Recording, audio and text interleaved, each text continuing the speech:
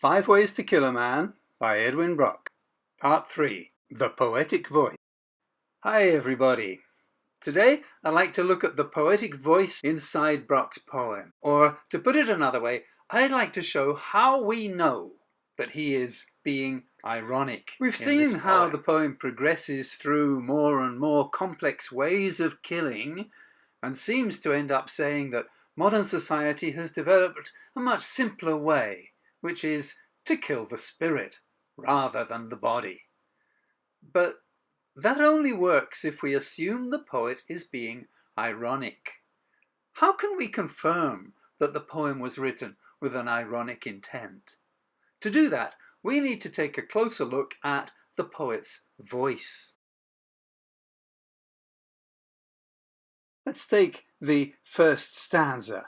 There's one word here that I would pick out as pointing very clearly towards an ironic intent on the part of the poet. If you like, why not stop the video just for a minute and look at that first stanza and think, which word am I going to choose?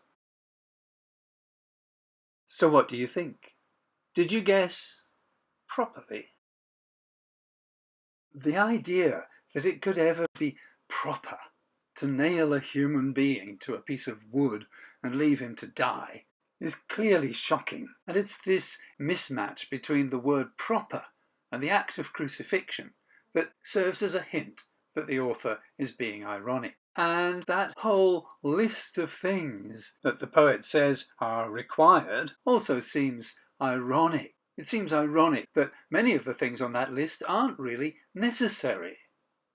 Strictly speaking, people wearing sandals and cocks that crow, although they are part of the crucifixion story of Christ in the Bible, they're not really necessary, they're not really essential.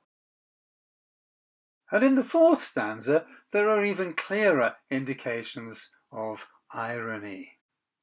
Again, I'm going to focus on one particular word, and if you want to stop the video and think what that word might be, then now's the time to do it. And this time, the word that attracts my attention is that word psychopath. In order to kill in the way described in this stanza, you need a psychopath, a dangerous madman. Now, this use of the word psychopath in the fourth stanza is an even surer sign than proper in the first stanza that the poet is being ironic. We suppose that the psychopath is needed to press the button that's going to activate the bombs, and the poet is clearly stating here that only a person who is mad and dangerous would actually do such a thing. So that's pretty inescapable irony. Nobody would seriously recommend a dangerous madman. We've also got the expression, all you then require, which echoes the expression to do this properly in the first stanza.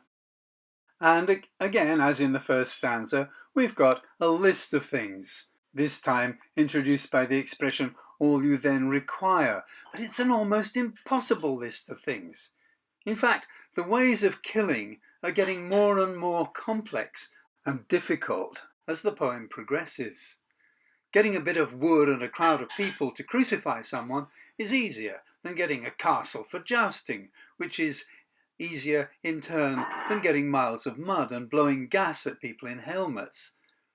The nuclear option is the most cumbersome of all, requiring aeroplanes, systems of government, sophisticated technology, and so on.